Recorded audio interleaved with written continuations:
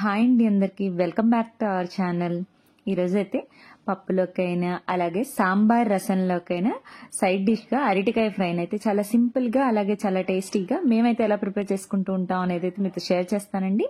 ఈ ప్రాసెస్ అయితే ప్రిపరేషన్ చాలా సింపుల్, కానీ అరటికాయ ఫ్రై టేస్ట్ అయితే చాలా బాగుంటుందండి. ఇప్పుడైతే ఎలా ప్రిపేర్ చేయాలి అనేది అయితే చూసేద్దాం. దీనికోసం అయితే ముందుగా ఒక 2 అరటికాయలను అయితే తీసుకొని వాటిపై ఉన్న చెక్కునైతే తీసుకోవాలండి. తర్వాత అయితే అరటికాయలను ఇలా చిన్న ముక్కలుగా అయితే కట్ చేసేసుకోవాలి. ఇలా కట్ చేసుకున్న తర్వాత అయితే దీన్ని వాటర్లో యాడ్ చేసేసుకొని ఈ అరటికాయ ముక్కల్ని అయితే ఒక 2 సార్లు శుభ్రంగా కడుక్కోవాలండి. తర్వాత కూడా దీన్ని మనము ఫ్రై చేసుకునే వరకు వాటర్లోనే ఉంచుకుంటే రంగు మారకుండా ఉంటుందండి.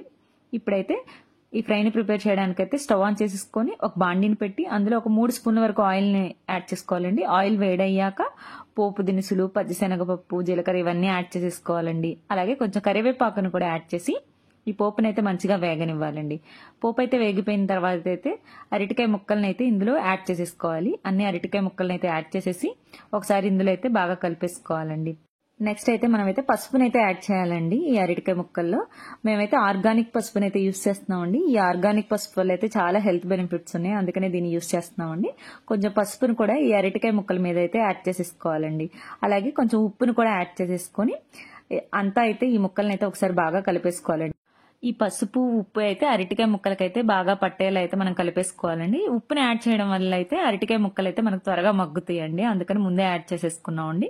ఇప్పుడైతే మూత పెట్టి ఈ అరటికాయ ముక్కల్ని అయితే మగ్గనివ్వాలండి.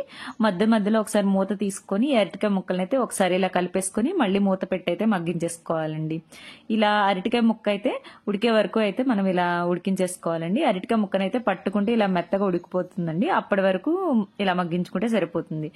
నెక్స్ట్ అయితే ఇందులో యాడ్ చేయడానికైతే ఒక శనగపప్పు కారాన్ని అనేది ప్రిపేర్ చేయాలండి. దానికోసం అయితే ఒక మిక్సీ జార్ని అయితే తీసుకుని అందులో 1 స్పూన్ వరకు ధనియాలు, అలాగే 2 స్పూన్ల వరకు వేయించిన శనగపప్పును అయితే యాడ్ చేసుకోవాలండి. అలాగే ఒక 1/2 స్పూన్ వరకు అయితే జీలకర్రను కూడా యాడ్ చేసుకోవాలి. అలాగే ఒక 5-6 వెల్లుల్లి రెమ్మల్ని యాడ్ చేసుకుని 1 స్పూన్ వరకు కారాన్ని అయితే యాడ్ చేసుకోవాలండి. యాడ్ చేసి దీన్నంతా ఫైన్ పౌడర్లో అయితే మిక్సీ పట్టుకోవాలి.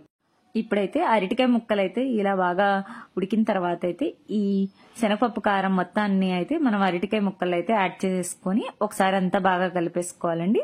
లాస్ట్లో అయితే టేస్ట్ చూసుకొని సాల్ట్ సరిపోకపోతే మరి కాస్త సాల్ట్ని అయితే యాడ్ చేసేసుకుంటే సరిపోతుంది. ఇంతేనండి, ఇలా చాలా సింపుల్గా ఎంతో టేస్టీ అయిన అరటికాయ ఫ్రైని అయితే ప్రిపేర్ చేసేసుకోవచ్చు. మీరు కూడా తప్పకుండా ఒకసారి ఈ ప్రాసెస్లో ట్రై చేయండి. అలాగే మా వీడియోస్ అయితే మీకు నచ్చినట్లయితే ప్లీజ్ లైక్ చేయండి, షేర్ చేయండి. అలాగే మీరైతే ఇంకా మా ఛానల్ అయితే సబ్స్క్రైబ్ చేసుకోకపోతే ఇలాంటి మరిన్ని వీడియోస్ కోసం please subscribe. Thank you for watching.